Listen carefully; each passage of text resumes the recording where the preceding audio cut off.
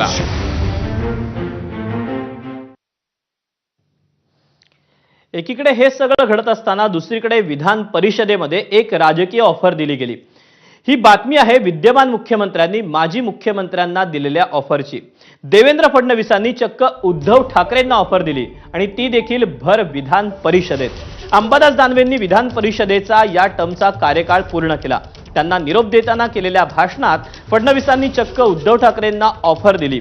2029 पर्यंत सत्ताधारी होण्याचा काही स्कोप नाही, त्यामुळे उद्धव ठाकरेंनी इथे येण्याचा विचार करावा अशी ऑफरच फडणवीसांनी दिली। विशेष म्हणजे फडणवीसांकडून ही ऑफर दिली जात असताना एकनाथ शिंदेही सभागृहात होते। देवेंद्र फडणवीसांनी वक्तव्य जरी मिश्किलपणे केलेलं असलं तरी त्याची राजकीय वर्तुळात गंभीर चर्चा सुरू आहे। दरम्यान दानवेंच्या निरोप समारंभापूर्वी देवेंद्र फडणवीस आणि उद्धव ठाकरे यांची ओझरती भेट पार पडली। या टर्मचं त्यांचं आता हा निरोप समारंभ आहे, पण आपल्या शुभेच्छा आहेत। त्यांनी पुन्हा या सभागृहात यावं, आल्यानंतर त्याच पदावर असावं असं काही नाही। मी असं म्हटल्यावर हे म्हणतील पळवापळवी करतात म्हणून। उद्धवजी, आता उद्धवजी 29 पर्यंत तर काही स्कोप नाही काय? ऐका, 29 पर्यंत